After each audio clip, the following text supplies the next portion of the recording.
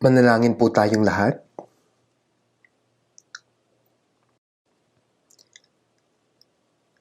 Banal at mahabagin naming Amang Diyos na sa amin ay nagmamahal.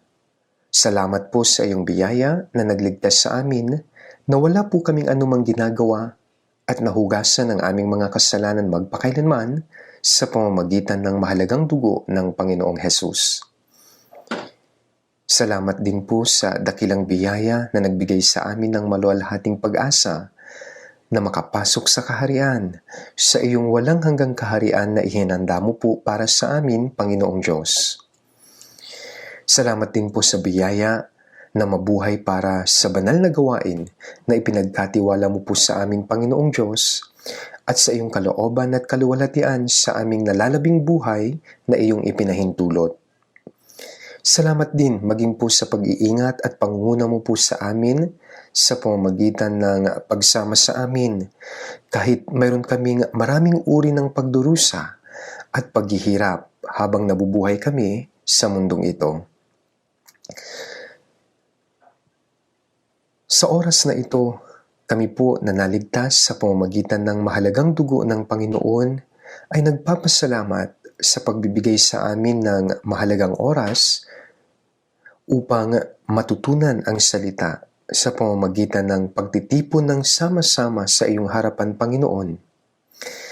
Pakiusap po, tulungan mo po ang lahat ng mga brothers at sisters na nakikinig sa salita online sa kanilang lugar. Kahit na di nila kayang makapag-aral ng salita at makapag-fellowship kasama po namin. Pakiusap din po, tulungan mo po na walang sino man ang matisod sa pamamagitan ng pagbibigay ng sapat na biyaya ng kinakailangang mga salita at ng kalakasan sa kanila na nasa kahinaan at may sakit. Ang aming church sa Korea at ang maraming mga churches sa buong mundo ay umaasa sa Panginoon sa pamamagitan ng pananampalataya na kasama ka po namin at tutulungan mo po kami, Panginoong Diyos. At sa Panginoon na nagbibigay ng kinakailangang salita ayon sa panahon at nagtuturo ng dapat namin gawin, sa oras na ito, pakiusap po, ituro mo po sa amin ang salita na nais mong ihayag at ang iyong banal na kalooban, Panginoong Diyos, at ang kailangan namin gawin. Ito po ang aming dalangin sa pangalan ng Panginoong Hesus. Amen. Buksan po natin ang ating mga Biblia, Mateo chapter 5.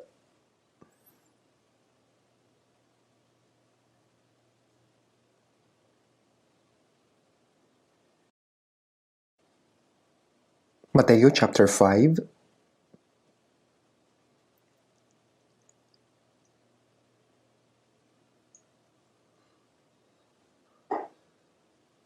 verse 1 hanggang 10, simula verse 1 hanggang verse 10. Babasahin ko po. Mateo chapter 5, verse 1 to 10. Nang makita ni Jesus ang napakaraming tao, umakyat siya sa bundok at pagkaupo niya ay lumapit sa kanya ang mga alagad niya. At ibinuka niya ang kanyang bibig at tinuruan sila na sinasabi, "Mapapalad ang mga dukha sa espiritu sapagkat kanila ang kaharian ng langit. Mapapalad ang mga nahahapis sapagkat sila ay aaliwin. Mapapalad ang mga mapagpakumbaba sapagkat mamanahin nila ang lupa. Mapapalad ang mga nagugutom at nauuhaw sa katwiran, sapagkat sila ay bubusugin. Mapapalad ang mga mahabagin, sapagkat sila ay kahahabagan. Mapapalad ang mga may malinis na puso, sapagkat makikita nila ang Diyos. Mapapalad ang mga mapagpayapa, sapagkat sila ay tatawaging mga anak ng Diyos. Mapapalad ang mga inuusig dahil sa katwiran, sapagkat kanila ang kaharian ng langit.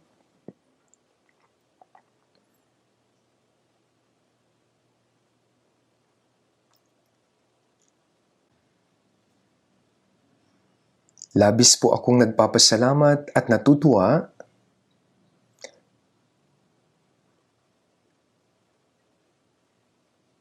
dahil maaari na po tayong mag-aral ng salita ng Diyos ng harapan, gaya po nito kahit na limitado lang at maliit lang ang bilang.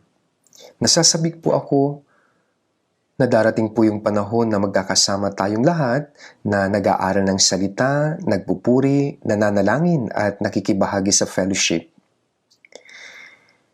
Sana po mangyari sa madaling panahon.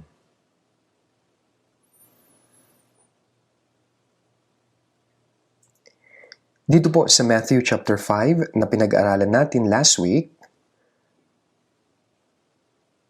sinabi po ng Panginoong Hesus ng may katiyakan ang tungkol po sa taong mapalad sa unang sermon niya sa bundok.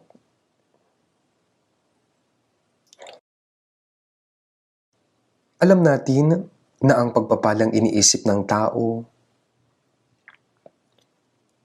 at yung pong pagpapalang nais ibigay ng Diyos ay talaga pong magkaiba. Kaya may katiyakang sinabi ng Panginoong Hesus ang tungkol sa kung ano ang pagpapalang nais ibigay ng Diyos at kung paano natin matatanggap ang pagpapalang ito. At sa oras na ito, pag-aaralan po natin ang tungkol dito. Kaya ang pamagat ng ating sermon ay ang susi sa tunay na kaligayahan. Last week, pinag-aralan po natin ang tungkol sa verse 3. Sabi, mapapalad ang mga dukha sa espiritu sapagkat kanila ang kaharian ng langit. Kabilang sa dukha ang mga dukha sa pisikal na aspeto.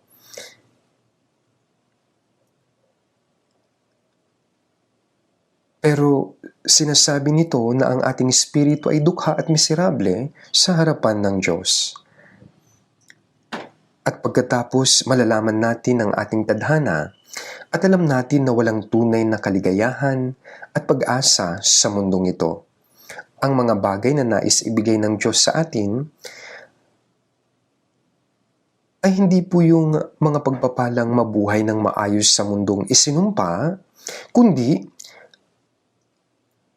gusto po niyang ibigay sa atin ang walang hanggang bagong langit na inihanda po ng Diyos para sa atin. Nais ng Diyos na ibigay sa atin ang kanyang walang hanggan at maluwalhating kaharian kung saan wala na pong paghihirap, wala ng luha, wala ng kasalanan, at wala ng sumpa. Ang dukha sa espiritu, ang kanyang puso, ay may matinding pagnanais sa kaharian, maging sa biyaya ng Diyos. Binanggit ko po sa inyo na ang unang bagay na kailangan nating gawin upang makapunta po sa langit, upang makamit ang pagpapalang makatungo sa langit, dapat tayong maging dukha sa espiritu. Ibig sabihin po ng kanila ang kaharian ng langit ay siya ang maaaring makapasok doon po sa langit.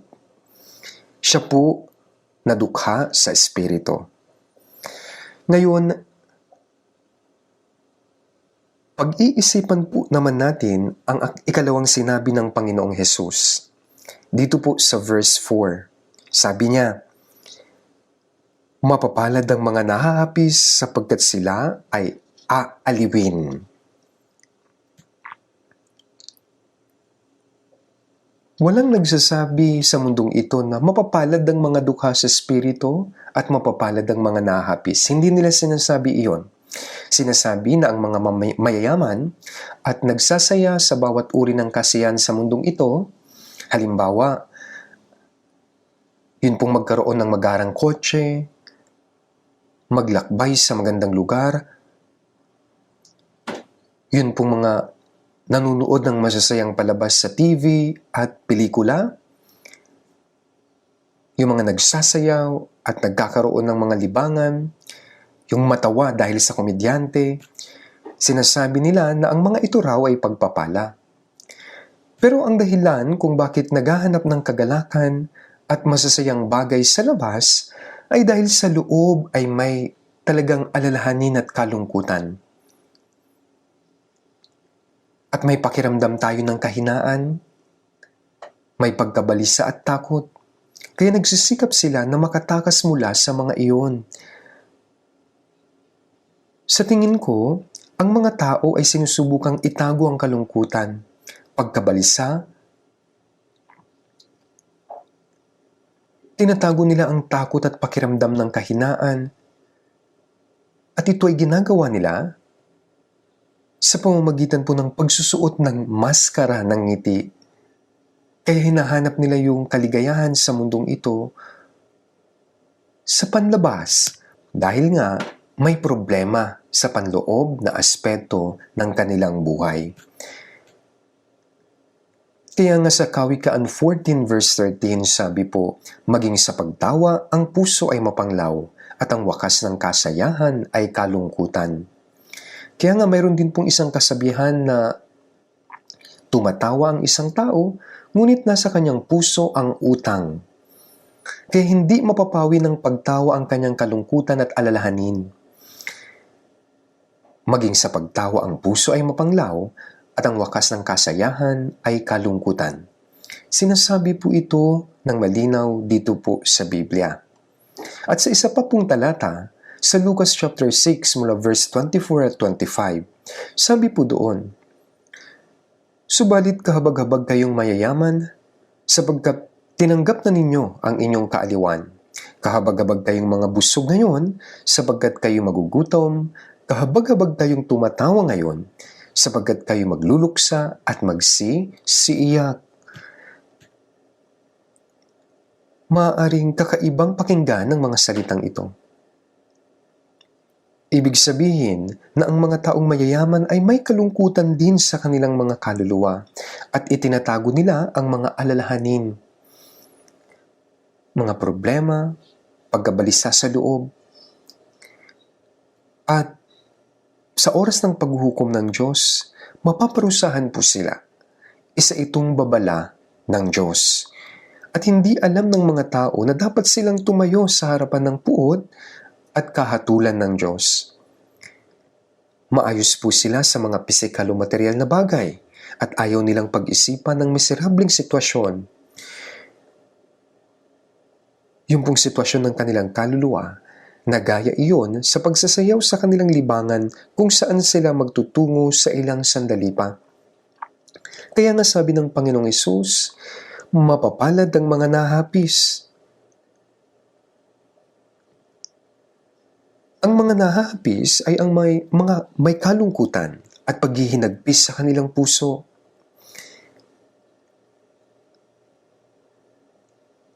Bakit malungkot, nag-aalala at may pagdurusa ang puso ng mga tao?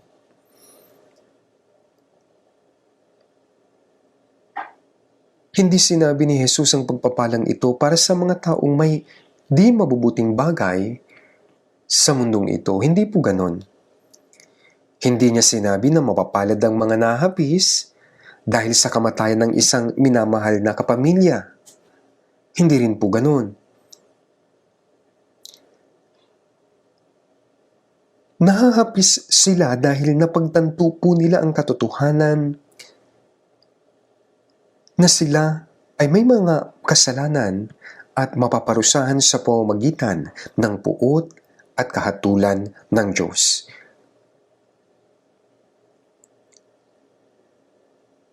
Ito po ang ibig sabihin ng Panginoong Hesus dito. Hindi alam ng mga tao na sila ay may mga kasalanan na nararapat hatulan. Na sila po ay haharap sa kaparusahan sa harapan ng Diyos. Noong nalaman nila ang katotohanan na sila ay mga miserableng makasalanan na tatayo sa harapan ng puot at kahatulan ng Diyos, maaaring nahapis sila para sa kanilang mga kaluluwa. At dahil sa kalungkutan ng mga kaluluwa, sila po talaga ay nahapis at nalungkot. At walang sino man ang makakatakas mula sa parusa dahil sa kanyang mga ginawa. Kaya nga, dapat siyang magsisi sa Diyos na may nagnanais na isipan na umaasang malutas ang problema ng kasalanan, gayon din ang kalungkutan at alalahanin ukol doon. Kaya dapat siyang humingi ng awa mula sa Diyos na mahabagin. Mula sa Diyos na may pag-ibig, na nagpapatawad ng kasalanan at nagliligtas. Siya po ang taong nahapis, ang sabi ng Panginoong Hesus. siya ang tinutukoy. Kasi Romans 3 verse 23, sabi po, yamang ang lahat ay nagkasala at hindi nakaabot sa kaluwalhatian ng Diyos. Hindi direktang sinabi ng Diyos na lahat ay mapupunta sa impyerno dahil sa mga kasalanan, kundi dahil sila hindi nakaabot sa kaluwalhatian ng Diyos. Bagaman pareho rin po ang kahulugan ng mga ito. Ang dahilan kung bakit nilalang ng Diyos ang tao ayon sa kanyang larawan, ito po ay dahil nais ng Diyos na bigyan siya ng kanyang pag-ibig at buhay at mabuhay kasama ng Diyos sa kanyang walang hanggang kaharian at na may walang hanggang kaluwalhatian niya. Pero nawala sa tao ang lahat dahil gumawa sila ng mga kasalanan. At bilang resulta, ang sumpa at puot ng Diyos ay dumating po sa tao. Ang kasalanan ang dahilan kung bakit sila nahahapis. Dahil ang kasalanan, ito po ang magdadala sa kanila sa walang hanggang impyerno. At kapag naunawaan ng isang tao na gano'n ang kanyang tadhana, talaga pong makakarating siya sa pagkahapis dahil po sa kasalanan. Dahil sa kanyang miserableng kondisyon, dahil sa kanyang tadhana. Kaya dapat, ang taong nakaunawa ng kanyang kasalanan ay talagang mahapis sa harapan ng Diyos tungkol sa kanyang kaawa-awang kondisyon na kasalanan. Dapat nilang mapagtanto ang kanilang makasalanang kondisyon. Sa awit 34 verse 18, sabi, ang Panginoon ay malapit sa may pusong wasak at inililigtas ang mga may bagbag na diwa. Niligtas ng Diyos silang mga pusong wasak dahil sa kasalanan. Silang nahahapis. Alam natin, gumawa po ng kasalanan si David at pagkatapos noon, nagsisi po siya at nanalangin sa Diyos.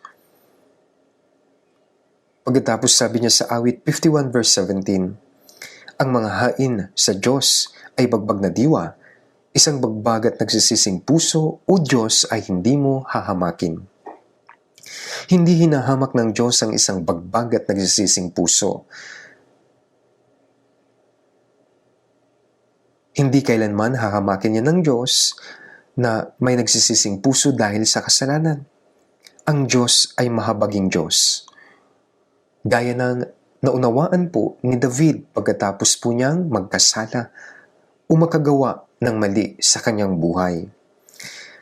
Kaya yan ang naunawaan ni Haring David na ang Diyos ay mahabagin. Hindi niya hahamakin ang nagsisising puso kapag lumapit ito sa Diyos. Mayaman sa kahabagan ang Diyos. Sa Isaias chapter 55 verse 7, kaya sabi, lisanin ng masama ang kanyang lakad at nang liko ang kanyang mga pag-iisip. At manumbalik siya sa Panginoon at kanyang kaaawaan siya at sa aming Diyos sapagkat siya'y magpapatawad ng sagana. Kaya pinapatawad ng Diyos silang mga nagsisisi sa harapan ng Diyos ng buong puso at nililisan ng kanilang masamang daan. Kaya nga, ang mahapis dahil sa mga kasalanan ng tanging paraan upang maligtas ng Diyos na nagpapatawad at nagliligtas. Sa Gawa chapter 3 verse 19, sabi po, kaya nga magsisi kayo at magbalik loob upang mapawi ang inyong mga kasalanan.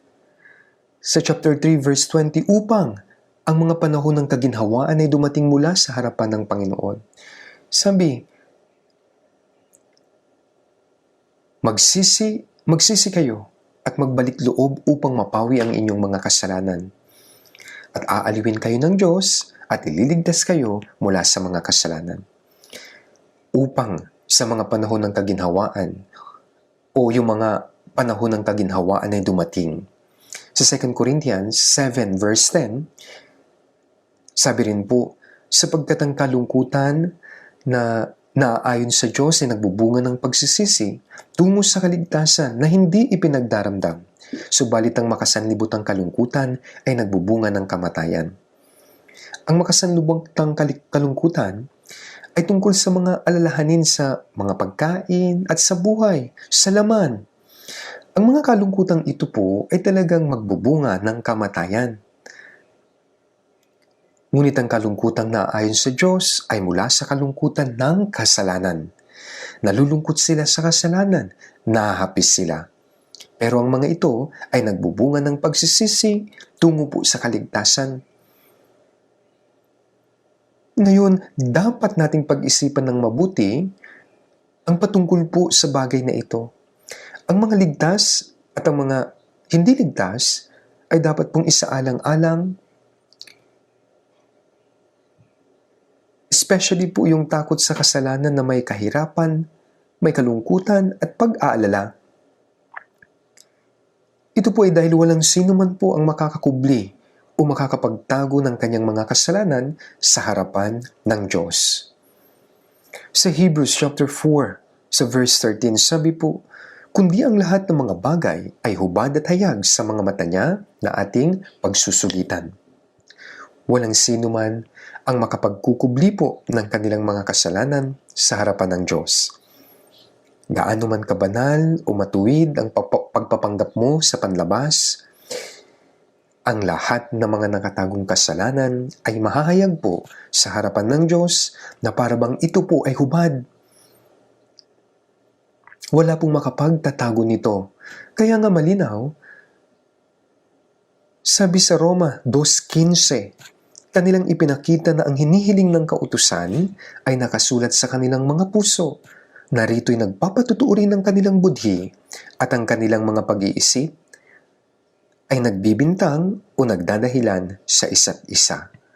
Yung pong budhi o konsensya ay gawain ng Espiritu. Yung mga hayop, wala po silang budhi. Wala silang konsensya. Kaya nga, ang mga hayop ay hindi nagsisisi sa paggawa ng mga masasamang bagay. Subalit, dahil ang tao ay may budhi, nakakaramdam po siya ng pagsisisi sa tuwing nagkakasala siya. Sabi nila na kung patuloy kang nagkakasala, nagiging mapurol ang iyong konsensya o iyong budhi. Kapag ganon, di po kalaunan maging ikaw po ay makapatay, hindi ka makakaramdam ng pagsisisi dahil nga naging mapurol na ang iyong konsensya. Sa halip, ang ibang tao ay tinuturing na kasiyasiyang bagay ang pagpatay, ang paggawa ng kasalanan. Ito ay isang napakapurol na budhi. Ang budhi ay ang bagay na ibinigay sa atin ng Diyos. Kaya sa panahon po natin, may tinatawag po na lie detector. Ang ibang tao, matapos po na makagawa ng kasamaan, kasinungalingan, pandaraya, at paggawa ng isang malaking kasalanan, ay nagsasabi ng buong tapang na inosente ako. Ang mga tao na nagsasabi na wala silang kasalanan, wala silang anumang ginagawang anumang bagay, ay mahuhuli hanggang sa higit pang 80% kung nahawakan po nila yung isang lie detector. Bakit?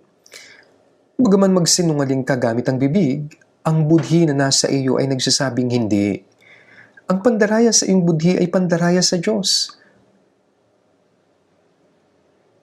Kaya sa Kawikaan 20:27, ilawan ng Panginoon ang spirito ng tao na sumisiyasat ng kaloob-looban nito. Sinisiyasat ng Diyos ang kaloob-looban ng tao sa pamamagitan ng kanyang spirito. Meron silang mga nakatagong kamera. Walang makakapagtago. Nakikita ito, subalit akala nila nakatago sila. Gaya ngayon, marami pong CCTV sa bawat lugar sa panahon natin ngayon. At sa mga panahong iniisip mo na nakagawa ka ng krimen at hindi nalalaman ng iba, ngunit hayag na pala ito. Nakikita ng Diyos ang lahat ng bagay. Kaya nga sa Job 11 verse 11, sapagkat nakikilala niya ang mga taong walang kabuluhan, kapag nakakita siya ng kasamaan, hindi ba niya ito isinaalang-alang? Sapagkat ang Diyos ay hindi kaagad na nagpaparusa, katulad ng sinabi sa Ecclesiastes 8 verse 11, sapagkat ang hatol laban sa masamang gawa ay hindi agad isinasagawa, kaya't ang puso ng mga tao ay lubos na nakatuon sa paggawa ng kasamaan. Gayunpaman, hindi ba niya ito isinasaalang-alang? Sabi po ni Job, nakikita ng Diyos ang lahat ng bagay.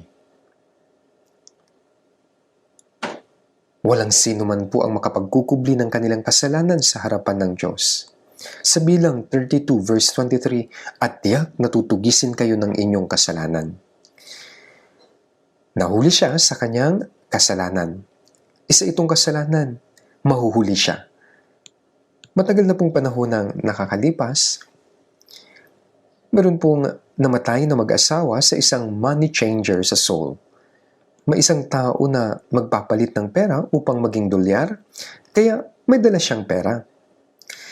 Mayroong isang money changer, sa palagi ko, wala nang masyadong ganito sa panahon natin ngayon. But anyway,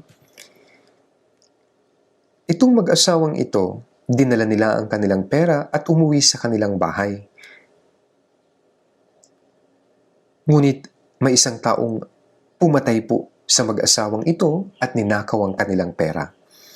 Pagkatapos nagukay siya ng lupa sa sarili niyang bakuran, doon niya inilibing ang mga katawan at ito po, pagkatapos niyang ilibing ay tinaniman niya ng puno.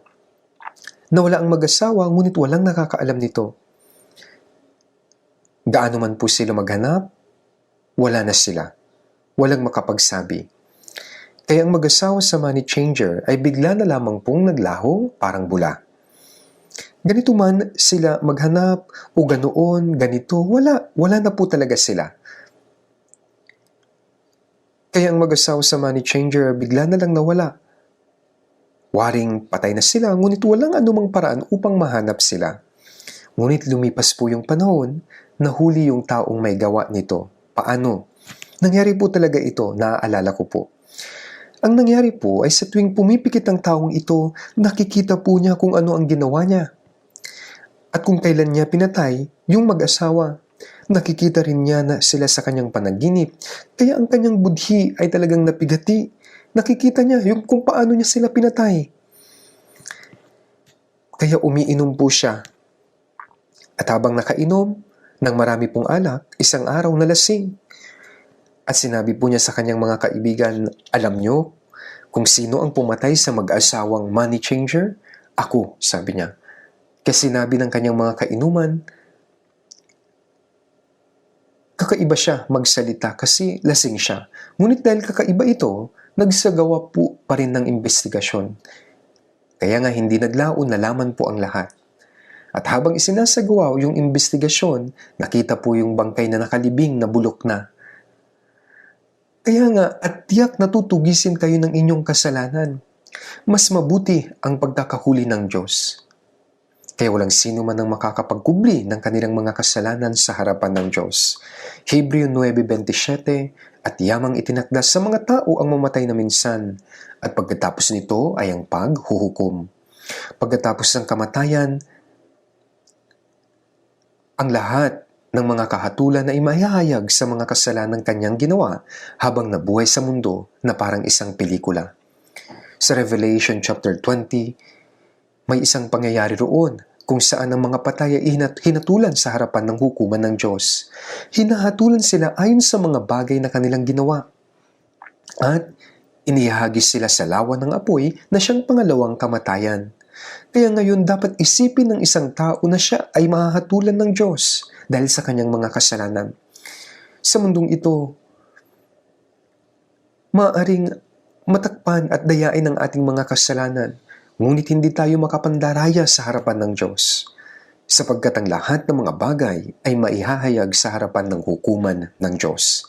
Kaya inaaliw ng Diyos sa mga nagdadalamhati. Ano ang kaaliwang iyon? Sa tuwing nakakakita ka ng mga taong nagdadalamhati, sa mga iyon ay mga taong hindi nagtatagumpay sa negosyo at nabibigo. Sa buhay may mga bagay talagang hindi humahantong sa mabuti. At ang ibang bagay ay hindi nagtatagumpay, kaya huwag kang masyadong mag-alala. Magkakaroon pa ng isang pagkakataon. Magiging mabuti rin ang lahat. Ganyan ang pang-aliw ng mga tao. Kapag ang isang mahal naman sa buhay ay pumanaw at may mga nalulungkot, sabi nila huwag kang malungkot. Nabubuhay ang tao at pumapanaw din siya. At maraming tao ang nagdurusa sa ganitong uri ng kalungkutan. Kaya huwag ka nang malungkot. Tanong ko, maaaliw ba talaga ang tao sa pamamagitan ng mga bagay na ito? Ang mga bagay na ito ay hindi po kaaliwan. Anong kaaliwan? Anong kaaliwan ang mayroon sa isang taong may sakit? Na kung nais niyang tumakas o bawiin ang sarili niyang buhay dahil sa napakalaking pagkautang, wala silang aliw doon. Isang kaaliwan ang pagbabayad ng pera at yung mga nakautang ay nagbayad. Pero hindi tunay na kaaliwan ang pagbayad sa pera at pagpapakita ng resibo na sinasabing binayaran ko na ang mga utang mo. Kung may resibo na, yun ang may kaaliwan. Kaya ang mga pag-aalala ay mawawala na at magiging maayos na ito.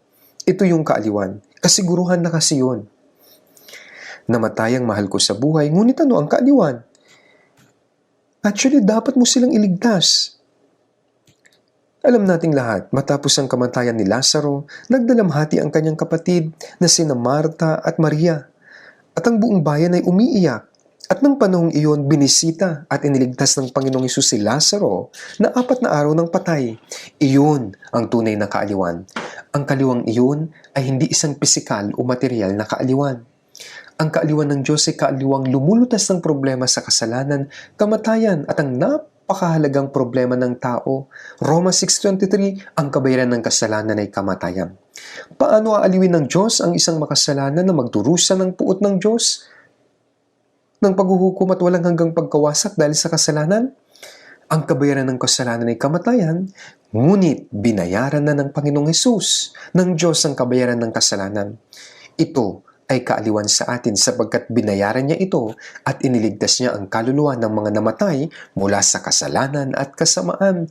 Kaya nga sa Efeso 2 verse 4 at 5, ngunit ang Diyos, palibhasa ay mayaman sa awa, dahil sa kanyang malaking pag-ibig sa atin, maging noong tayo mga patay sa pamamagitan ng ating mga pagsuway, binuhay niya tayo kay Kristo sa pamamagitan ng biyaya, kayo'y naligtas. Isinugo ng Diyos si Jesus upang iligtas tayo po ng mga makasalanan na mahatulan at mawawasak sana dahil sa kasalanan, kaya pumarito siya upang iligtas tayo. Pumarito siya upang aliwin ang mga makasalanan. Pumarito siya upang lutasin yun pong problema natin sa kasalanan.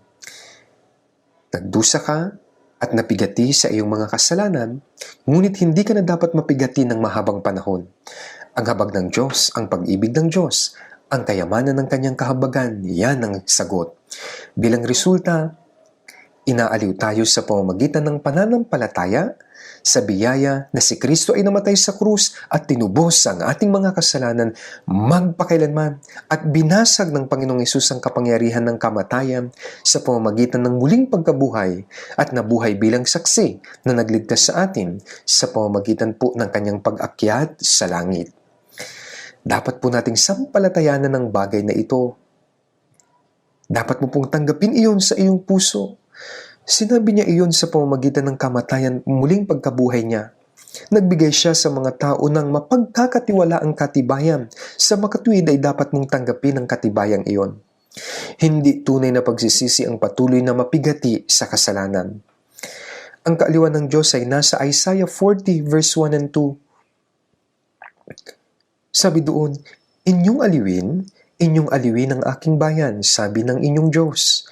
Magsalita kayo ng sa puso sa Jerusalem at sabihin niyo sa kanya na ang kanyang pakikipagdigma ay tapos na ang kanyang kasamaan ay pinatawad sapagkat siya'y tumanggap sa kamay ng Panginoon ng ibayong bahagi para sa lahat niyang kasalanan. Gaano kahigit na kaaliwan? Halimbawa po'y sabihin ng hukom sa isang kriminal na nakagawa ng mabigat na kasalanan at nahatulan ng habang buhay na pagkakakulong, sasabihin ng hukom sa kanya, ang panahon ng iyong pagkakakulong ay tapos na. Nabayaran na ang iyong kasalanan, makakalaya ka na. Kaya iyon ang kaaliwan. Kaya nga sabi dito sa Isaiah 40, inyong aliwin ang aking bayan. Ito ay na ang kanyang pakikidagma ay tapos na ang kanyang kasamaan ay pinatawad na, sapagkat siya'y tumanggap sa kamay ng Panginoon ng ibayong bahagi para sa lahat niyang kasalanan. binayaran ng Diyos ang higit pa sa doble ng ating kasalanan. Hindi ba mahirap bayaran ang katumbas ng higit pa sa doble? Ang makasalanang tulad natin ay nakakagawa ng kasalanan at ang bugtong na anak ng Diyos ang namatay sa halip na tayo. Binayaran niya ang napakalaking halaga. Kaya sa Isaiah 43:25, ako nga ang siyang pumapawi sa ng iyong mga pagsuway alang-alang sa akin at hindi ko na aalalahanin ang iyong mga kasalanan. Hindi ka lamang kinahabagan, kundi pinawi rin ang mga pagsuway alang-alang sa Diyos. Sa pamamagitan ng mga salitang ito, makikita natin kung gaano kaganap ang pagliligtas sa atin ng Panginoon at ang pagpapatawad niya sa ating mga kasalanan. Kung ang lahat ng mga kaluluwang nilikha sa wangis ng Diyos ay mapunta sa impyerno, higit na mapipighati ang Diyos. Kung gayon, ang plano ng Diyos ay mawawasak sa pamamagitan ni Satanas. Kaya hindi ito maaari. Kaya nga iniligtas tayo ng Diyos para sa kanyang layunin at para sa kanyang kaluwalhatian. Kaya sabi rin niya sa Isaiah 43:25, Ako nga ang siyang pumapawi ng iyong mga pagsuway alang-alang sa akin at hindi ko aalalahanin ang iyong mga kasalanan. Kapag naunawaan mo ito, ang lahat ng problema ay lutas na. Ako ang siyang pumawi. Sa Isaiah 44:22, Aking pinawi na parang ulap ang mga pagsuway mo at ang iyong mga kasalanan gaya ng ambon, manumbalik ka sa akin sapagkat ikaw ay tinubos ko. Ang pagtubos ay ang pagbabayad sa isang bagay at sa oras na maunawaan natin ito, may kaaliwan sa pamamagitan ng kamanghamanghang aliw ng Diyos. Awit 103:12, Kung gaano ang layo ng silangan sa kanluran, gayon inilayo niya sa atin ang ating mga pagsuway. Ang silangan at kanluran ay walang hangganan. Gaano na lamang kabuti ang Diyos na inalis na niya ang lahat nating mga kasalanan. Sa Apokalipsis 1:5, doon sa umibig sa atin at sa nagpalaya sa atin mula sa ating mga kasalanan sa pamamagitan ng kanyang dugo. Hinugasan niya ang ating mga kasalanan sa pamamagitan ng kanyang dugo. Ang mahalagang dugo ng Panginoon ang naghugas sa ating mga kasalanan magpakailanman. Sa Matthew 9:2, nang magtungo ang mga tao kay Jesus kasama ang isang lumpo na nasa kanyang higaan at nais na pagalingin siya ng Panginoon, sinabi ito sa kanya ng Panginoon sa halip na pagalingin siya. Ganito ang sabi, Anak, lakasan mo ang iyong loob. Pinatatawad na ang iyong mga kasalanan.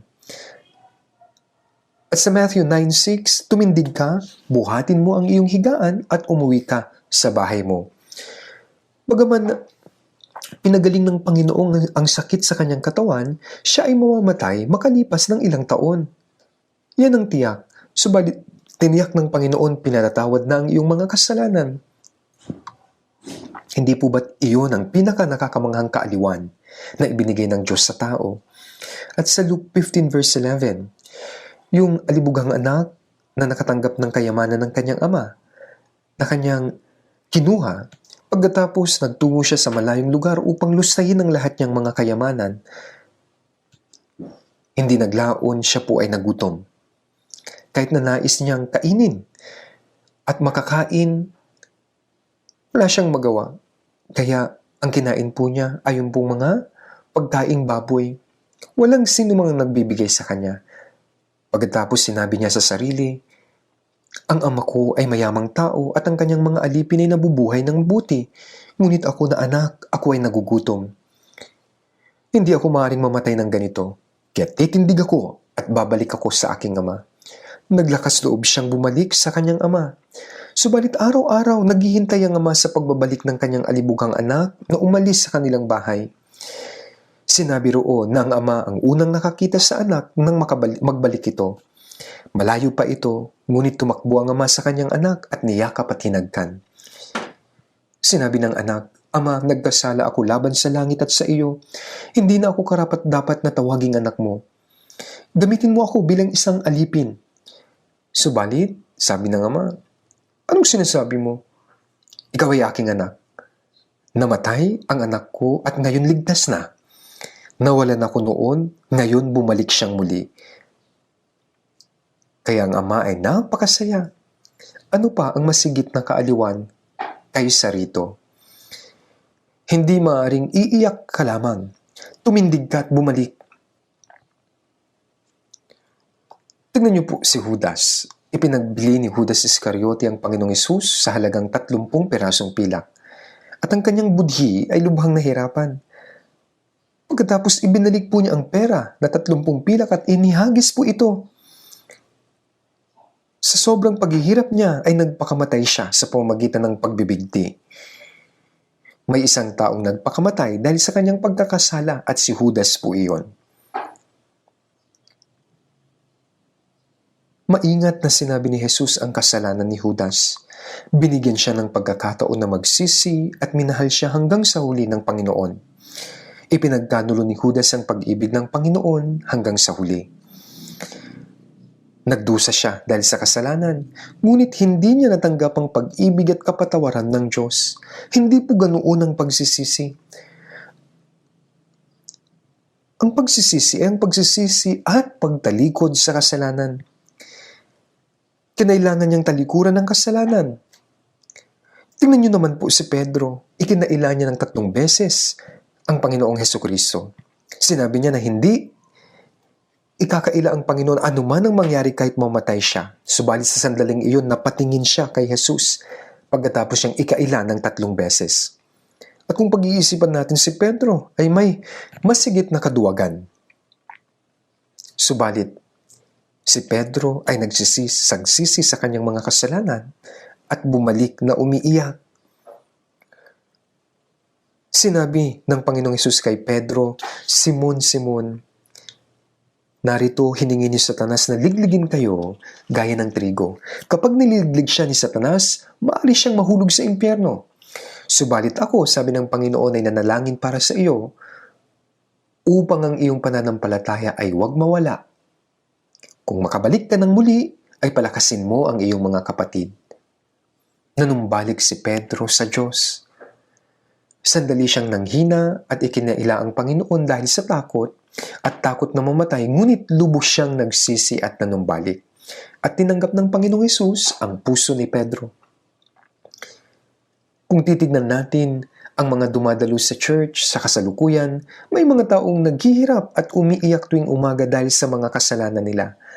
At may mga talagang pumupunta sa bundok para mag-ayuno at nananalangin sila ng may pag-iyak doon para sa kanilang kasalanan.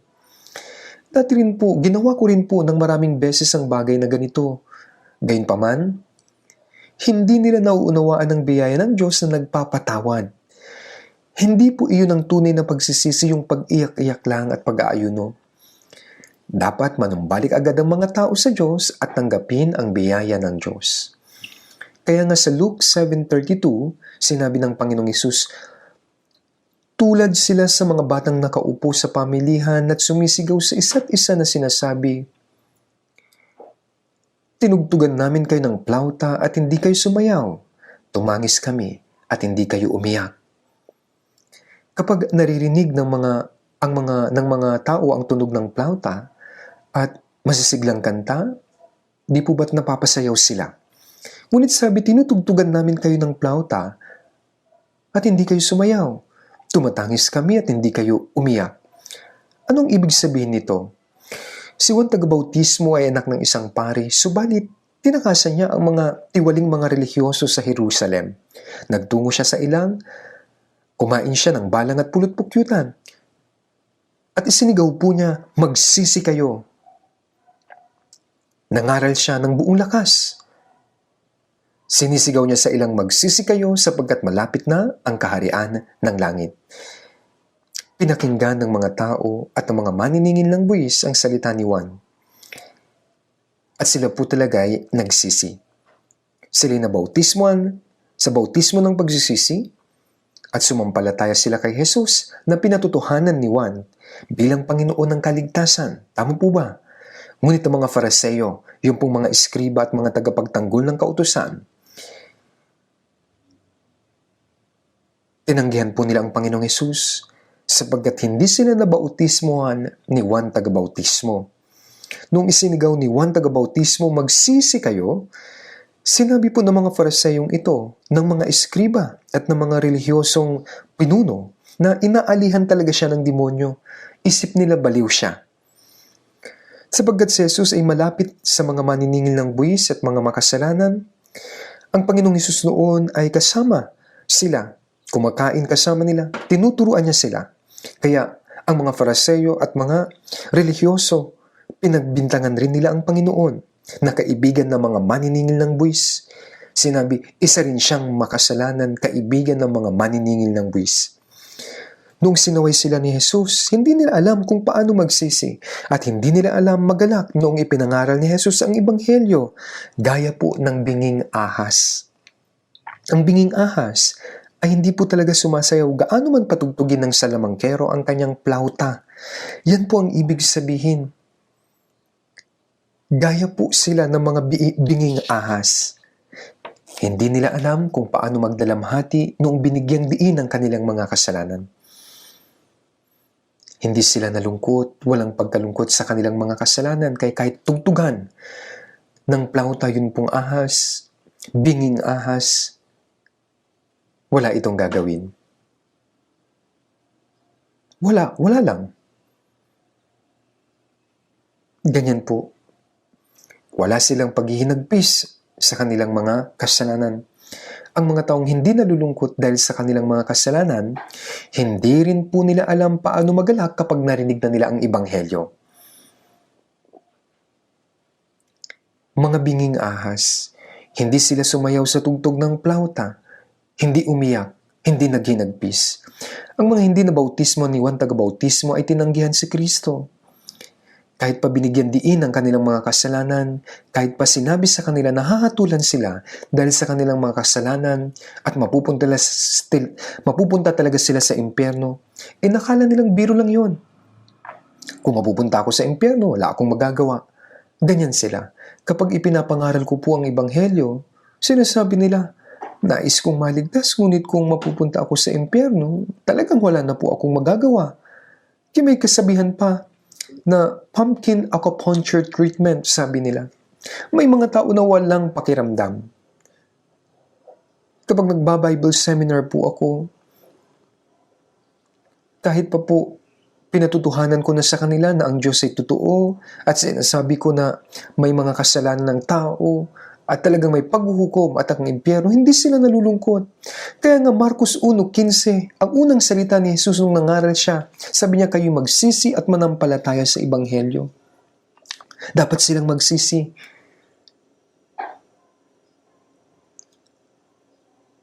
At kung may pagsisisi, pwedeng manampalataya sa Ebanghelyo. Ang hindi tumatangis dahil sa kasalanan ay hindi mapapaniwalaan ang Ebanghelyo. Naging kaaway tayo ng Diyos dahil sa mga kasalanan at naging makasalanan na mawawasak sa paghuhukom at puot ng Diyos. Habang tinitignan ng masirabling anyo ng ating mga kaluluwa dahil sa kasalanan, kung tayo ay nagdadalamhati, mapapaniwalaan talaga natin ang biyaya ng Diyos. Kung sasampalataya lamang tayo sa biyaya ng Diyos, mapapatawad tayo sa ating mga kasalanan.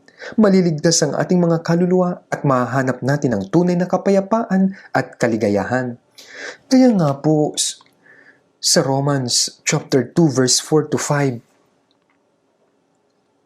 sabi po, o hinahamak mo ang mga kayamanan ng kanyang kabutihan, pagtitiis at pagtsatsaga, na hindi mo nababatid na ang kanyang kabutihan ng Diyos ang umaakay sa iyo sa pagsisisi. Ngunit ayon sa iyong katigasan at pusong hindi nagsisisi, ay nagtitipon ka para sa iyong sarili ng puot, sa araw ng kaputan at pagpapahayag ng matuwid na paghuhukom ng Diyos. Kaya hinahamak po nila ang kayamanan ng kanyang kabutihan. Nahahabag ang Diyos sa mga makasalanan at matyagang naghihintay sa mga makasalanan na magsisi. Ngunit hinahamak nila ang kayamanan ng kanyang kabutihan. Ang kanyang pagtitiis at pagtsatsaga, hinahamak nila. Napakatigas. Yan ay dahil po sa kanilang katigasan ng kanilang puso. Napakatigas nila at hindi sila nagsisisi hanggang sa huli. Sabi nila, akala nyo maniniwala ko? Hindi. Hindi ako maniniwala.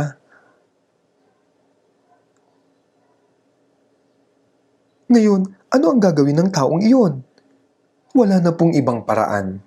Kaya nga ngunit ayon sa inyong katigasan at pusong hindi nagsisisi, ay nagtitipon ka para sa iyong sarili ng puot ng kapuutan at pagpapahayag ng matuwid na paghuhukom ng Diyos. Wala nang ibang paraan. Sa awit 7:12 hanggang 13, kung hindi magsisisi ang tao, ihahasa ng Diyos ang tabak nito. Kanyang inihanda at iniumang ang kanyang palaso. Nakamamatay ng mga sandata ang kanyang inihanda. Kanyang pinapagningas ang kanyang mga pana. Kaya sabi kong hindi magsisisi ang tao, ihahasa ng Diyos ang tabak nito. Hahatulan sila, hindi dahil marami ang kanilang mga kasalanan, kundi dahil hindi sila nagsisi. Kaya nakahanda na po, iniumang na ang kanyang palaso. Upang tamaan ng pusong hindi nagsisisi, inihanda ng Diyos ang palaso. Kapag pinakawalan niya ang palaso, babasagin nito ang puso. Nakamamatay ng mga sandata ang kanyang inihanda. Ano ang mga sandata ng kamatayan? Sabi rin niya, kanyang pinapagningas ang kanyang mga pana. Ang mga ito ay ang mga nagbabagang pana. Noong unang panahon po sa digmaan, kapag ang palaso ay may apoy at kapag pinakawalan ito, ang taong tatamaan pati ang kanyang bahay masusunog. Ano po ang nagniningas na pana?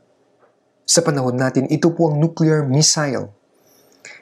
At kapag pinakawalan ito, daang libo o milyong-milyong tao ang agad mamamatay. Yan po ang nakatadhana. Sa Isaiah 50 verse 11, narito, kayong lahat na nagpapaningas ng apoy na nagsisindi ng mga sulo. Lumapkad kayo sa liyab ng inyong apoy at sa gitna ng mga sulo na inyong sinindihan. Kaya gaya ng insekto na lumilipad papunta sa apoy, ang mga makasalanan, ganun din po sila. Papalapit ng papalapit sa apoy. Gagamitin ng Diyos ang nuclear weapon na ginawa ng mga tao upang hatulan po ang mga makasalanan sa huli.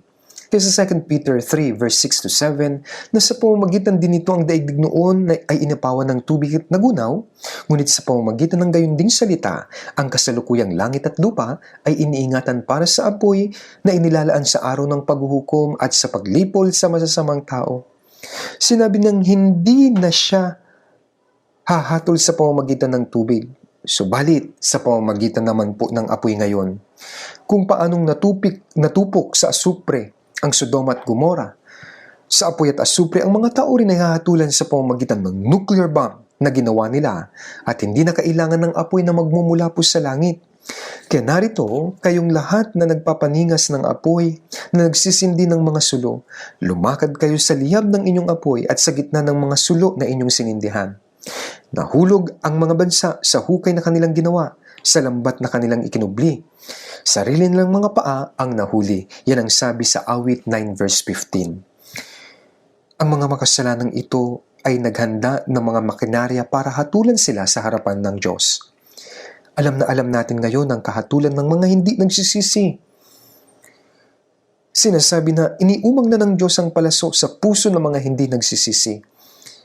Isipin nyo na lamang na laging may dulo ng baril na nakasunod sa kanya, na para bang nakakabit sa lente sa puso niya at kapag kinalabit po yung gatilyo, mabubutas ang puso at agad mamamatay ang taong ito. Kaya sa John chapter 3 verse 36, ang puot ng Diyos ay nananatili sa kanya. May ganyang salita sa bagong tipan. Kaya ang mga hindi nagsisisi, para pong may nakasabit laging espada sa ulunan nila. Para pong may baril at kakalibitin ng gatilyo anumang oras nakaumang sa puso nila. Ang mga hindi nagsisisi, hindi natin alam kung kailan ibubuhos sa kanila ang puot ng Diyos, subalit tiyak po iyan. Noong namatay ang Panginoong Hesus, alam natin, may dalawa pong magnanakaw sa magkabilang gilid. Sa Luke 23 verse 39, isa sa dalawang magnanakaw sa tabi ng krus ng Panginoong Hesus ang nakarinig po sa kanyang panalangin para sa mga makasalanan nung ipinako siya sa tabi ng Panginoon. Ama, patawarin mo sila. Kinaisip niya, sino ito? Bakit siya nananalangin para sa kapatawaran ng mga kasalanan ng mga taong nagpako sa kanya? Sino ito? Sa kabilang banda naman po, maring may narinig siya patungkol sa Diyos at maring narinig niya ang balibalita tungkol kay Jesus. Kaya't ang magnanakaw na ito ay nakilala ang Diyos at natakot siya sa Diyos. Natakot siyang mahatulan sa kanyang kasalanan. Naunawaan niya na hindi ito nagtatapos sa kamatayan, kundi may naghihintay sa kanyang walang hanggang impyerno sa likod ng kamatayan. Ngunit sinabi ng isa pang mangnanakaw, kung ikaw ang anak ng Diyos, bumaba ka sa krus at niligtas mo rin ako. Nung una, gayon din ang kaisipan ng isang magnanakaw, subalit hindi na ngayon, kundi sumagot siya at sinaway ang kanyang kasama. Sabi niya, hindi ka ba natatakot sa Diyos? Yamang ikaw ay nasa gayon ding hatol ng kaparusahan. Kaya ang magnanakaw na ito ay natakot sa Diyos at hindi niya alam ang gagawin at takot siyang mahatulan at mawasak dahil sa kasalanan. Kaya sinaway na niya ngayon ang kapwa magnanakaw. Sinabi niya sa huli, humiling siya sa Panginoong Jesus, Jesus, alalahanin mo ako pagdating mo sa iyong kaharian. Alam niyo po, siya ang pinaka nagbigay lugod sa Panginoong Jesus noong ang Panginoon ay nakapako po sa krus.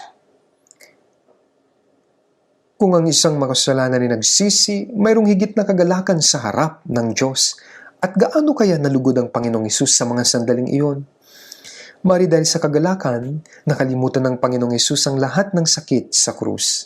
Kaya sumagot siya, katotohanan ang sinasabi ko sa iyo, ngayon, ikaw ay makakasama ko sa paraiso. Yan po ang sinabi niya. At ang magnanakaw na iyon ay kaagad na napunta sa langit mula sa pintuan ng impyerno. Siya po ang pinakaunang taong naligtas bago namatay ang Panginoong Hesus sa krus. Ang taong naligtas sa loob ng maiksing panahon ay ang magnanakaw pong ito. Hindi hinamak ng Diyos ang taong talagang nagdadalamhati, naghihinagpis dahil sa mga kasalanan at may matinding pagnanais na mapatawad at maligtas sa kanyang mga kasalanan. Tinatanggap lamang niya ito, ngunit ang taong walang pakialam sa kanyang kaluluwa, walang pakialam sa kanyang kasalanan at sinasabi, kung kaya mo akong iligtas, iligtas mo ko. Iyon lamang ay dahil sa pagmamahal o panghihinayang para sa mundo at sa katawan, kapag wala na po talaga siyang pagnanais maligtas, walang magagawa ang Panginoon. Kapag nagkakasakit ang isang tao, naghahanap po siya ng doktor na makapagpapagaling sa kanya at sinusubukang mabuhay kahit papano.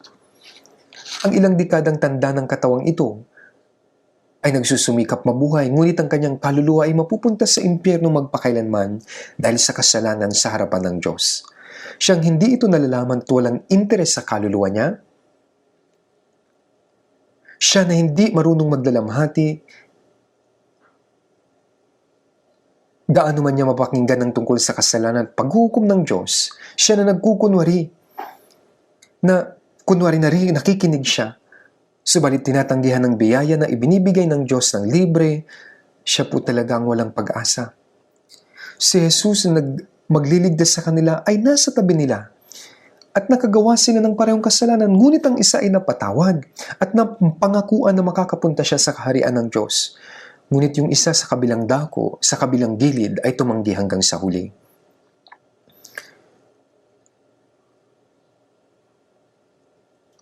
Noong sinabihan siya na ang kanyang kaluluwa ay dapat maligtas, sumagot siya, ang katawan ko ay abala sa pagkain at nabubuhay kasama nito. Ngunit ano nga ba ang kaluluwa? May panahon ka pa ba na mag-isip pagkatapos ng kamatayan? Ganyan kahangal po ang maraming tao at kaawa-awa. Alam niyo rin po ang panalangin ng Fariseo, maging yung maniningil ng buwis sa Luke chapter 18 mula verse 9. Ang Fariseo ay nakatayo sa templo, nakatingin sa langit at nanalangin. Sabi niya, Diyos, pinasasalamatan kita na hindi ako gaya ng ibang tao, sabi niya, na mga mangingikil, mga di makatarungan, mga mangangalunya, o gaya man ng maniningil ng buwis na ito. 2 ulit akong nag-aayuno sa isang linggo. Nagbibigay ako ng ikapo sa lahat ng aking kinikita. Yan ang kanyang pagyayabang.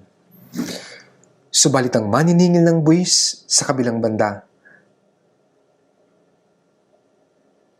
hindi niya magawa man lang itingin ang kanyang mga mata sa langit, kundi dinadagukan ng kanyang dibdib na nagsasabi, sabi niya, Diyos, mahabag ka sa akin na isang makasalanan. Naniwala ang Fariseo na makakapunta siya sa langit sa kanyang sariling katwiran at nanalangin ng may pagpapasalamat sa pamamagitan ng kanyang katwiran. Ngunit ang maniningil ng buwis ay nakagawa ng maraming kasalanan. Hindi mahalaga kung ilang beses niyang kinikil ang pera ng mga tao o kung anumang masasamang bagay ang nagawa niya. Ang mahalaga na laman niya, ako ay isang makasalanan. Sabi po ni John Bunyan na may akda ng The Pilgrim's Progress, sabi niya, higit pa ako sa isang makasalanan. Ako ay isang pinaka makasalanan sa lahat. Ako ay isang masa ng kasalanan lamang. Yan ang sabi niya. Dapat akong mapunta sa pinakamalalim na bahagi ng impyerno. Ngunit, naglakas loob akong sabihin na maawa ka sa akin. Kahit ang isang tao nga nakapatay ng 100 tao ay maaaring hingiin sa Diyos ang kaawaan. Tama po ba? Kapag naawa ang Diyos sa isang tao, maaari siyang maligtas. Ngunit kung hindi, mayroon lamang isang patutunguhan. Yun po yung pagkawasak. Ang maniningil ng buwis na ito, nanaog sa kanyang bahay at inaring ganap siya sa halip na ang isa. Ang mga nagsisisi sa kanilang kasalanan ay nakakatagpo ng biyaya. Ang pag-iisip sa kanilang sarili na sila ay matuwid, sila po ang ibababa. Sila po na nagmamataas. Kaya nagpapakababa, siya po yung itinataas. Sapagkat ang bawat nagmamataas sa kanyang sarili ay binababa, ngunit ang nagpapakababa sa kanyang sarili ay itataas. Ang mga nagpapakumbaba sa kanilang sarili ay nalalaman na sila po ay mga makasalanan at nagnanais silang maligtas at tiyak na ililigtas sila ng Diyos. Unang Timoteo 2:4 na nagnanais ng lahat ng tao ay maligtas at makarating sa pagkakilala ng katotohanan. Tito 2:11 sapagkat nagpakita ang biyaya ng Diyos na nagdadala ng kaligtasan sa lahat ng tao. Ngunit bakit kakaunting tao lamang ang naliligtas? Ito po ay dahil maraming tao na hindi tinatanggap ang kaligtasang ibinibigay ng Diyos. Maraming tao ang nakakatagpo na ang Biblia ay totoo at tungkol sa kasalanan at pag-ibig ng Diyos at biyaya sa pamamagitan ng Panginoong Hesukristo tuwing Bible seminar. Ngunit alam niyo po, hindi nila ito lubos na pinahahalagahan. Kung bawat isa na makikinig sa salita ay maliligtas, tiyak na napakaraming tao po talaga ang maliligtas. Pero sa Mateo 7:14, sapagkat makipot ang pintuan at masikip ang daang patungo sa buhay, at kakaunti ang nakakatagpo niyon. Luke 12:32, huwag kayong matakot, munting tawan, sapagkat nakakalugod sa inyong Ama na ibigay sa inyo ang kaharian. Bakit niya sinabi na kakaunting tao lamang ang maliligtas? Nung ako po ay nag-evangelize sa Ulaan Batar, sa Mongolia, meron po akong dinalaw na isang bahay. Ito po ay nasa tolda lamang kung saan kadalasan naninirahan yung mga Mongolians. Nakilala ko po ang 4 na membro ng isang pamilya. Ang kanilang mga magulang, ang isang anak na lalaki at babae. Sa katunayan, sila ay lumipat sa Ulaan Batar. Ito po ay upang ipagamot ang kanyang anak na lalaki dahil mayroon po siyang leukemia. At nagkaroon sila ng kaugnayan sa ating church at kinalaunan naligtas po sila. Lahat po sila ay naligtas. Parang nawala na lahat ng problema pagkatapos nun. Ang ama po ay isang pintor at nakita ko po ang kanyang mga gawa sa church. At ang ina naman po ay isang guro sa mathematics. At nung dinalaw ko po ang kanilang bahay, sila po ay napakasaya.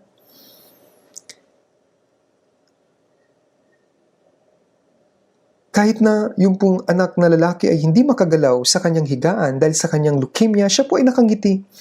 Habang nakahiga siya sa kanyang kama, mayroon po siyang ibang ginagawa. At hindi man lamang siya humingi sa akin ng panalangin upang gumaling siya sa kanyang karamdaman. Sinabi niya na ayos lang siya sa kabila ng lahat ng kanyang pinagdadaanan sapagkat ligtas naman na siya. At kung ano paman, siya at ang kanyang pamilya ay lubos pong nagpapasalamat para sa kanilang kaligtasan. Kaya kamangha-mangha po talaga. Sila po ay lubos na nagpapasalamat sa nangyari sa kanila na naging dahilan upang lumipat sila sa Ulaan Baatar at matagpuan nila ang ating church doon. At dahil sa hirap sa sakit ng anak, yun ang way ng Diyos para maligtas sila. Kaya nga, nakita sa kanila, happy day, the day that Jesus Christ washed my sins away. Opo, totoo po ito. Hindi sila nalungkot, masaya. Kahit may karamdaman. Tingnan din natin 2 Corinthians chapter 7.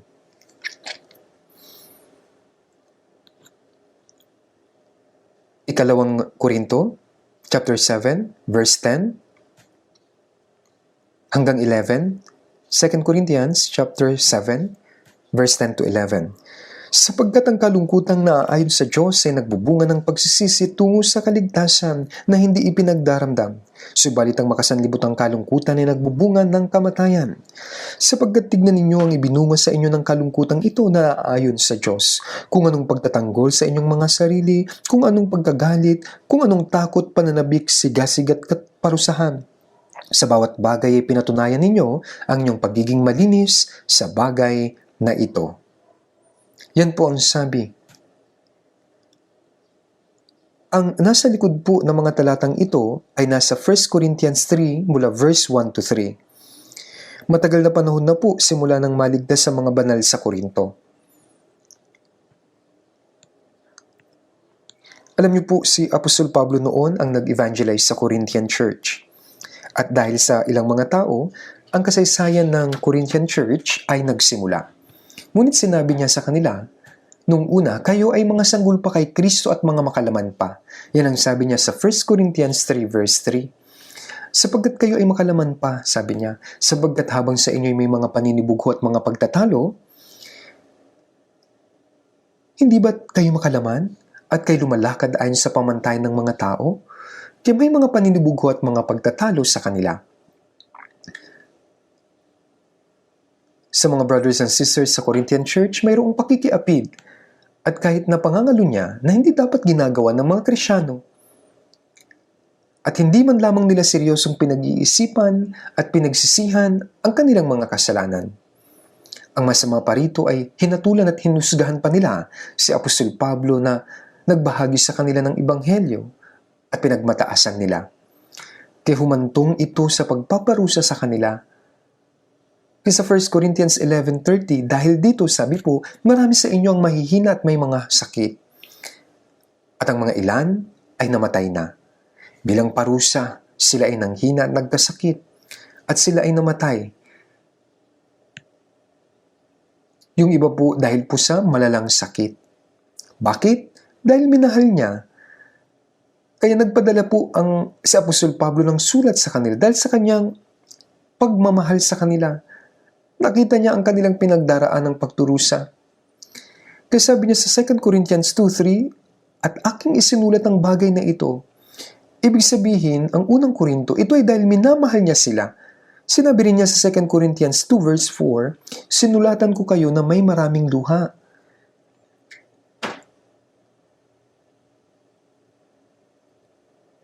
Hindi upang tayo'y maging malungkot, kundi upang inyong malaman ang masaganang pag-ibig na taglay ko para sa inyo. Ang kanyang pag-ibig ay mas dakila kaysa pagmamahal ng isang ina para sa kanyang anak. Kaya't tinukoy niya ang kanilang mga kasalanan sa pamamagitan ng pagsulat ng 1 Corinthians na may maraming pagluha. Sa pamamagitan ng pagbabasa sa 1 Corinthians, naunawaan ng mga banal sa Korinto ang kanilang kasalanan at sila'y nagsisi.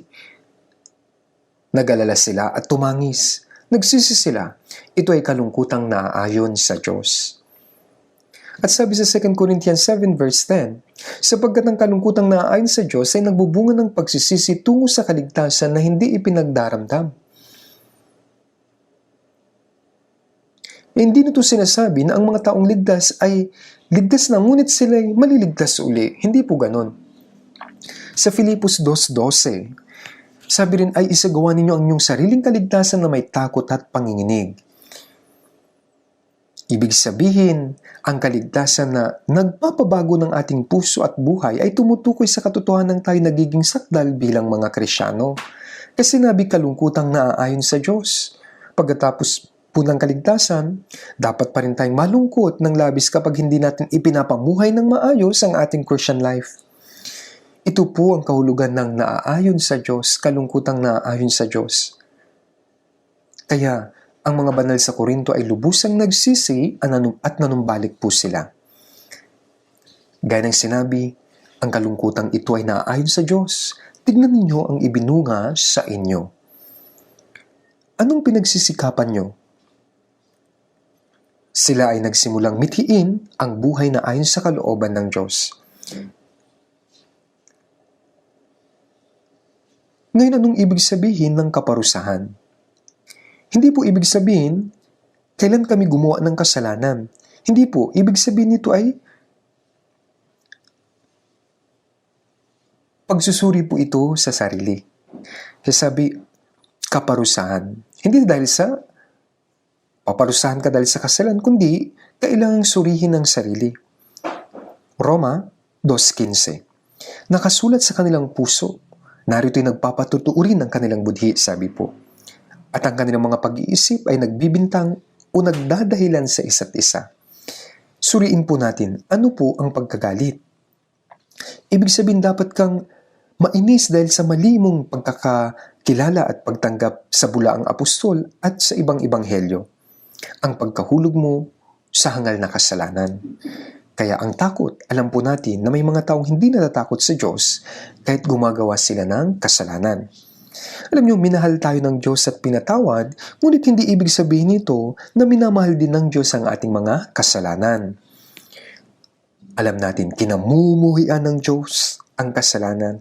Kahit maliit yan, kinakamuhian po ng Diyos dahil ang kasalanan, maliit man o malaki, kasalanan pa rin.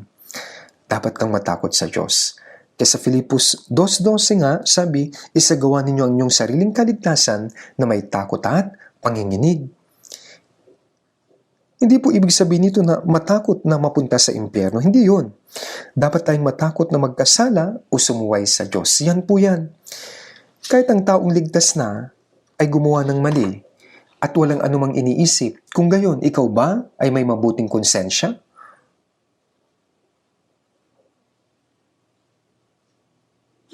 Ano ang takot? Ano ang pananabik? Talagang iniibig nila si Apostol Pablo na nangaral sa kanila ng Ebanghelyo at nagmahal sa kanila. Pagkatapos nilang maunawaan ng 1 Corinthians, natukoy ang kanilang mga kasalanan at sila po ay nagsisi. Ang mga taga-Korinto na dating pumupuna at hinahatulan ng kanyang pagka-apostol, sabi nga po, anong pananabik, anong sigasig?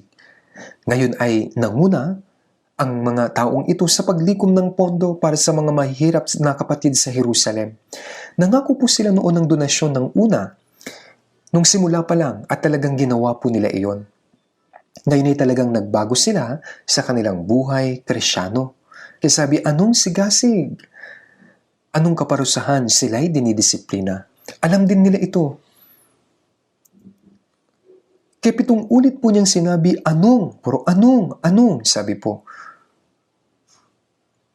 Opo, kaya pagkatapos ng pagsisisi, sila po ay lubusang bumaling sa Diyos. Sa bawat bagay ay pinatunayan ninyo ang inyong pagiging malinis sa bagay na ito, sabi ni Pablo sa 2 Corinthians 7:11. Ngayon nagpakita sila ng kalinisan. Ipinakita nila na sila'y malinis at ngayon ay mayroon silang isang normal na Christian living o Christian life. Kaya nanumbalik po talaga sila. Nagsisi sila sa kanilang mga pagkakamali noong una at talagang naipanumbalik yung normal nilang Christian living. Yan ang nangyari sa mga taga-Korinto. At nang si David naman po ay gumawa ng kasalanan sa harapan ng Diyos, siya'y sinalaway ni Propeta Nathan. At gaano po siya nagsisi? Hindi po siya kumain at uminom sa loob ng maraming araw at nagsisi po siya ng husto na talagang may pagluha at pagkatapos po ay pinatawad ng Diyos ang kasalanang iyon.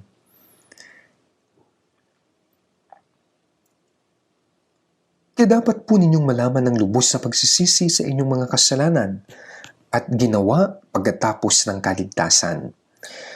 Maring patayin ng Diyos ang taong ito, kagaya ng ginawa kay Saul. Maring kilala niyo po yung sikat ang pangalan po niya, siya po ay isang German count na si Zinzendorf. Naunawaan ng taong ito, Zinzendorf, ang biyaya ng Diyos at siya'y naligtas, ngunit pagkatapos po niyang maligtas, para bang hindi niya alam kung paano dapat mabuhay bilang isang Kristyano. Sa isang museum po sa Germany, naroon ang larawan ng Panginoong Hesus na may suot na koronang tinig at may dugo pagkatapos niyang maipako sa krus. Katabi noon ay meron pong nakasulat, isang karatula. Sabi, "Ginawa ko ang lahat ng ito para sa iyo. Ano ang ginagawa mo para sa akin?" Nung nakita ito ni Zinzendorf, siya po ay natulala sa larawan at umiyak po siya ng walang tigil. Ang Panginoon ay namatay pagkatapos sa pagdusahan ng lahat ng kahihiyan at sakit para lamang iligtas ako. Ngunit anong ginagawa ko para sa Kanya? Sabi niya. Naunawaan niya na wala po siyang anumang ginagawa. Wala siyang pagsusukli sa biyayang natanggap niya mula sa Diyos. Hindi dahil ang taong ligtas ay walang ginawang masama, kagaya ng mga taong hindi sumasampalataya, ay ito lang ba ang maituturing na mabuti? Ngunit dapat masigit pa natin ito na isipin at gumawa tayo ng mabuti. Sabi po, kahit ang sinumang nakakaalam ng paggawa ng mabuti ngunit hindi ito ginagawa, ito ay kasalanan sa kanya. Santiago 4:17. Ang malaman ng kalooban ng Diyos at hindi ito gawin ay isang kasalanan. Ibig sabihin na hindi mo alam kung paano magpasalamat. Hindi ka marunong magbalik ng utang na loob. Hindi mo alam kung ano ang kinakailangan gawin upang magligtas ng mga nakakaawang kaluluwa. Isang kasalanan ng pagiging makasarili at madamot. Pagkatapos sasabihin mo, ligtas ka. Isang kasalanan ang hindi umibig sa isang kapatid. Isa rin pong kasalanan ang hatulan ng ibang mga brothers and sisters bilang Kristyano. Kaya dapat kang magdalamhati dahil kinamuhian mo ang iba. Nahulog ka sa pagmamatas ng iyong sarili at hindi karapat-dapat po yan sa pamumuhay ng isang Kristyano. Pagkatapos nito, doon ka lamang tatanggap ng tulong ng Diyos kapag may tunay ka pong pagkaunawa at pagsisisi. Darating ang pagpapatawad ng Diyos at dakilang biyaya. Sa Revelation 2 verse 4 at 5, sa iglesia ng Efeso, sinabihan, "Ngunit ito ang hindi ko gusto laban sa iyo. Iniwan mo ang iyong unang pag-ibig, kaya't alalahanin mo kung saan ka nahulog. Magsisikat, gawin mo ang mga bagay na ginawa mo noong una. Kung hindi, darating ako sa iyo at aalisin ko ang iyong ilawan mula sa kinalalagyan nito malibang magsisika." Kaya ang iglesia ng Efeso ang pinakauna mula sa 7 iglesyang nasa Asya. Sa isang banda ng kanilang buhay, namuhay sila ng mabuting buhay Kristyano at tunay na nagpagal.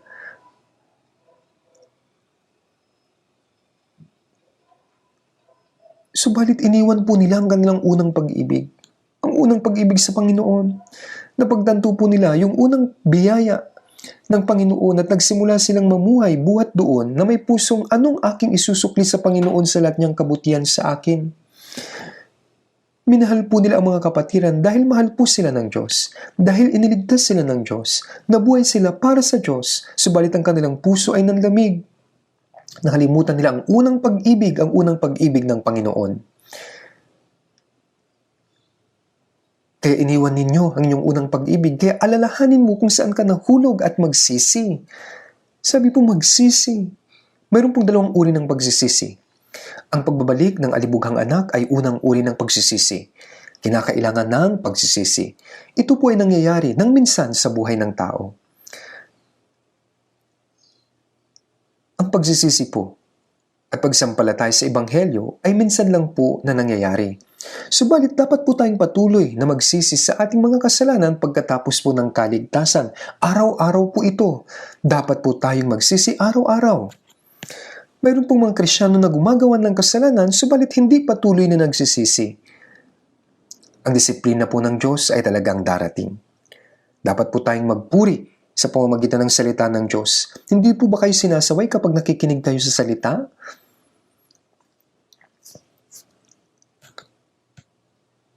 Sa 2 Timothy chapter 3 verse 16 at 17, ang lahat ng mga kasulatan ay kinasihan ng Diyos at mapapakinabangan sa pagtuturo, sa pagsaway, pagtutuwid, at sa pagsasanay sa katwiran upang ang tao ng Diyos ay maging ganap. Kahit ba nakikinig kayo ng salita, wala kayong natututunan? Ang pakikinig nyo ba ay ang pagre-rate lamang ng mga pastor kung sila ba'y mahusay magsalita o hindi? Dapat po nating pagsisihan ng ating pagkakamali at malungkot. Bakit ako nabubuhay ng ganito? Kahit sinasabi kong Kristyano ako. Kaya dapat, may kalungkutan dahil sa kasalanan. Diyos, mahabag po kayo sa akin. Tulungan po ninyo ako.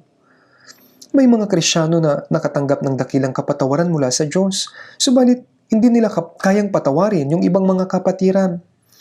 At kung may isa ay nakagawa ng maliit na pagkakamali, galit na sila, hinuhusgahan, sinisigawan. Santiago 4:4, mga mangangalo niya, hindi ba niyo nalalaman na ang pakikipag-ibigan sa sanlibutan ay pakikipag-away sa Diyos? Dahil ang iba po naman, hinahamak at nagiging nagiging malapit sa sanlibutan. At sino mang nagnanais maging kaibigan ng sanlibutan, nagiging kaaway ng Diyos. Ano po yung pakikipagkaibigan sa sanlibutan? Ito po ay gaya ng isang babaeng nanghangalo niya at nagiging kaaway ng Diyos. Mas mahal po niya yung mundo, yung ibang mga tao, kaysa sa pagsunod at pag-ibig sa Panginoon. Kaya sa Santiago 4 verse 6, ngunit siya nagbibigay ng higit pang biyaya, kaya't sinasabi, ang Diyos ay sumasalungat sa mga mapagmataas, subalit nagbibigay ng biyaya sa mga mapagpakumbaba. Kanino po binibigay yung higit pang biyaya? Sa mga mapagpakumbaba. Silang may pagsisisi. Napakarami pa pong biyaya ang nais na ibigay ng Diyos sa mga Kristyano. Subalit hindi nila natatanggap ang biyaya. Silang mga hindi nagsisisi kahit na mayroon po silang mga nagagawang kasalanan. Sa John 1:16, at mula sa kanyang kapuspusan ay tumanggap tayong lahat biyaya na sinundan pa ng ibang biyaya. Wala na po bang biyaya pagkatapos ng kaligtasan? Hindi po. Napakarami pa pong biyaya ang dapat nating makuha. Kung patuloy lamang po nating matatanggap ang biyaya, ang ating mga puso ay mapupuno po talaga ng kagalakan at pagpapasalamat. Makakatanggap tayo ng lakas upang mabuhay para sa Panginoon at tulong mula sa Panginoon. Para maisagawa ito, kailangan po natin ng pusong nagsisisi upang pagsisiyan ng ating mga pagsuway. Kaya nga dito sa Matthew 5 verse 4, mapapalad ang mga nahapis sapagkat sila ay aaliwin. Ang kahulugan po ng aaliwin ay ang Diyos ay magbibigay ng higit pang biyaya. Ang mga Kristyano ay dapat pong magsisi at bumalik sa Diyos ng tuloy-tuloy. Sa 2 Timothy 4 verse 10, makikita natin ang kwento ni Demas na minsang lumakad kasama ni Pablo sa pangangaral. Ngunit anong sabi? Iniwan ako ni Demas na umibig sa sanlibutang ito. Gaya ni Lot na iniwan si Abraham at nagtungo sa Sodoma. Si Demas po ay lumakad kasama ni Pablo upang mangaral ng Ebanghelyo noong una. Subalit dahil sa pag-ibig sa sanlibutan, iniwanan niya si Apostol Pablo at nagtungo sa Tesalonica. Minsan may mga tao na tumutungo po talaga sa mundo. Hindi po malinaw kung ang mga nagtutungo sa mundo ay ligtas na talaga o hindi. Subalit may iba naman po na bumabalik pagkatapos ng ilang panahon. At may iba na ang katawan ay nasa iglesia, subalit ang puso ay nasa mundo. Sila po ay dapat magsisi at magkaroon po ng pag-aaliw mula sa Diyos pag may pagsisisi at higit na biyaya ang matatanggap. Kaya magkakaroon tayo ng kaligayahang nagmumula po sa Diyos. Ganyan po siya nagbibigay, biyaya na sinusundan pa ng biyaya. Ang libro po ng Mateo chapter 5, nung nabasa ko po ito, mayroon akong pag-aalala. Sabi ko, paano ko maipapaliwanag? Kahit na ako po ang sumulat ng librong Ang Kaligayahan ng mga Kristyano, hindi ko po ito naisulat ng husto. Kaya ang 8 pagpapala sa Matthew chapter 5 ay ang baitang patungo sa langit. Subalit mayroon lang pong 7 uri ng pagpapala. Silang may 7 uri ng pagpapala ay naghihirap alang-alang sa katwiran. Kaya sinabi ng isa, may pang-8, yun, pagpapala. Subalit 7 uri ng pagpapala. 7 baitang patungo sa langit po ito. At ito ang mga katangian ng mga Kristyano. Kaya ipagpapatuloy po natin ang pag-aaral tungkol po dito. Pagkatapos po ng isang linggo, alam po nating lahat, meron po tayong paparating na Bible Seminar. Para po dito, tayo po ay manalangin at magplano para sa pangangaral ng Ebanghelyo. Ngayon, manalangin na po tayo. Ama naming Diyos na mahabagin, maraming salamat po sa inyong biyaya na nagligtas po sa amin sa mga huling araw at ginagabayan po ninyo kami upang kami po ay makapaglingkod sa Diyos, makapangaral ng Ebanghelyo at makasunod sa iyong mga salita. Dahil sa kami po ay mga mahihina at hindi po namin alam o nalalaman ng biyaya ng Diyos, kami po ay namumuhay ng ayon sa sarili naming makalamang kagustuhan minsan. Kami po ay taimtim na nananalangin na ipagbibigay alam mo po sa amin ang aming mga pagkakamali at hahayaan niyo po kaming makapagsisi at makasunod sa banal na kalooban ng Diyos at bigyan kami ng karunungan, katapangan at kapangyarihang makapamuhay para po sa kaluwalhatian ng Diyos. Panginoon, gamitin po sana ninyo kami ayon sa inyong kalooban upang marami po ang maligtas at maluwalhati namin ng Diyos sa amin pong gaganaping Grand Bible Seminar. Ito po ang aming dalangin sa pangalan ng Panginoong Hesus. Amen.